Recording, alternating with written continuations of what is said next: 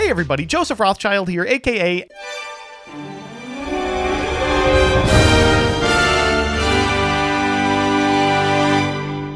And just so you know, Dyer is editing this at like 1 in the morning on 0 hours of sleep, so this is going to be a good one.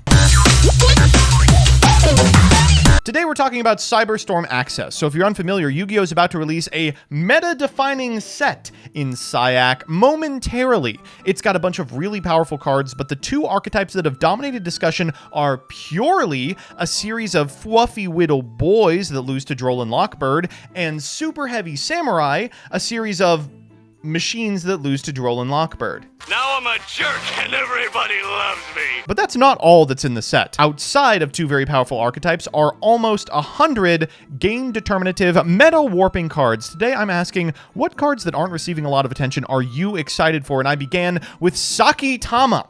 This card is a free extender in any rank 4 strategy. With Nikitama, it is just a free 4. It makes Exosister and occasional Math Mech builds way more consistent. I'm super excited to play Spirits again. Let me see what you all came up with. GCD, I'm so glad GCD is in this thread because they are the exact person I was thinking of when I posted this. This is actually a custom card made for me. Not only could it special summon Yajiro to either field, which frees the deck being tied to Super Heavy Samurai and Transporter, but its second effect procs off Yajiro for any level 5 from deck, which includes Shark Cruiser. We were actually trying to force Yajiro Vader 3 in the most recent episode of Jank Bank, but unfortunately we weren't able to do so because they hadn't coded this into Omega yet. So it has to be Coolia. I absolutely love the design on this card. Thematic, not too powerful, restrictive enough to not be generic, but worth building around in the deck. Also, the girls are adorable. So the Soulful Chords are very interesting in that usually if there's a new Pendulum archetype ever released, it gets forced into the incestuous slurry that is Pendulum as a deck. But Soulful Chords different because it didn't. The cards aren't particularly good. You jump through a lot of hoops for very little payoff, and it's got this weird odd even thing going on. Grand Soulful Chord Coolia basically looks at all of those quirks and says, all right, we'll give the archetype an Omni. It's also got a weird thing that it does. It prevents negation of Pendulum monsters it points to, which means not only does it enable your stuff, it also allows you to play this card, Soul of the Supreme King, which summons Zark negated, but it's not negated. Spencer had those Apple Dragon jeans,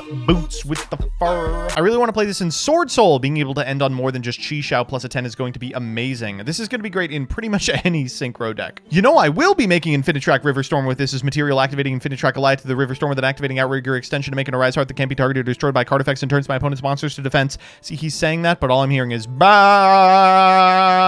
If you thought that Peep shilling Infinitrack was predictable, here's Scarlon shilling Brandon. I don't need to explain how much of a custom card this is. Completely insane, breathes new life into the deck, enables an absurd number of plays, actually allowing the deck to play through Ash for once. Does it, though? Nothing in particular, says Shiggy's. Catgirl writes... Wait, what the hell is this? Been enjoying the hell out of Monodium recently. I haven't. This deck's interesting, but it's gonna need a second wave of support before I really pay attention to it. And chat, there goes chat. Yep, there they go. We have found a comedy shortcut. Giant Skyhawk says, I'm personally really excited for Trap Track. Paleozoic Dinosaur is a deck that got me into the TCG format. There's a dream come true for the deck. Being able to set any normal trap after popping something like a Petite gives Dino access to Survival's End. God, Giant Skyhawk has tried to force Survival's End maybe every single month since he was born. I'm fucking eeping over here. Snork. Me. You know what I'm saying? Monodium Pampa has an extra ability that stops their opponent's attacker. When this card was revealed, all of YugiTube talked about it for like a week straight, and now it's coming out and we're like, whatever. There are so many, but if I had to choose one, it's Wannabe. I love me my trap cards. She boosts them in very cool ways, giving you a trap to start your own turn going second, or searching a trap if you go first. Also, she's adorable. Pour one out for our good friend Curry Bandit, who now is completely outclassed in every way. I don't care how many more cards you print with the sweaty dinosaur girls on them. I am not playing this archetype that automatically loses in time. Gunkan Zoo Ship catch of the day. Thank you so much for posting this, Ken. If you're unfamiliar with this card, let me just read you what it does. Once per turn, reveal a Gunkan Zoo Ship Shari in your hand. Put a counter on this card.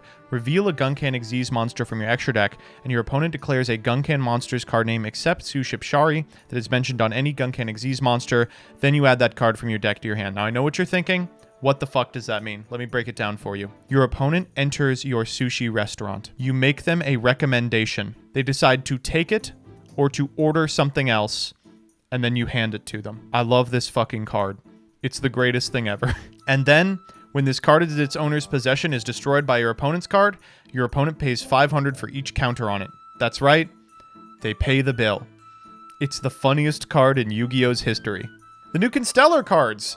Yeah, it's kind of weird. I've spoken with Vlad about this deck, and like, if you've seen his video, you know that it has the potential to like lock your opponent out of the game. You know, if you draw a hand that's like 20%. But the other 80% of the time, you're just playing a deck from 2014. How are people excited for Protect Code Talker? These are the people who wake up and they drink a glass of tap water and they go, yow! Just what I needed to start my day. How are you excited for Fufu? Come on. How are you excited for Cruel Saturn? This is almost as embarrassing as being excited for Fufu. They over here having a mid-off. I'm super excited for the new dual avatar fusion. Who am I kidding? No one's excited for this dog. I am! They over here having a mid-off. What is this? This is not a real card.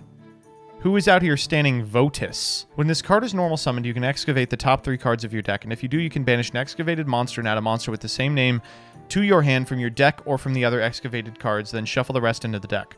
Once per turn during the end phase, if this card is in your graveyard because it was sent there this turn after being normal summoned or set, you can excavate the top 3 cards of your deck and place them on top of the deck in any order.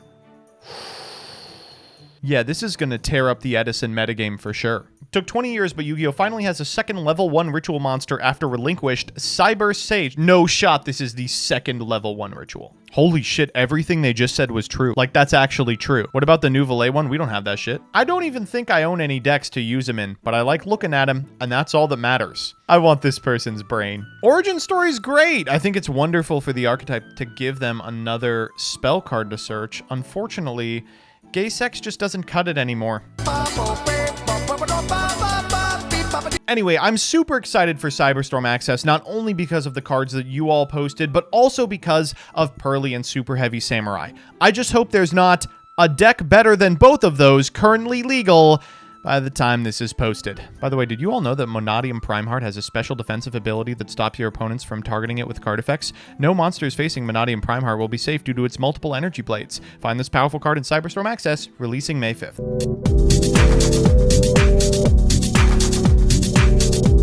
This guy is going to be so fun to play with in bad decks. I'm pretty sure this is not a real card, but Dire, I gotta tell you, this is a perfect example of how Yu-Gi-Oh! Used to be awesome. What happened?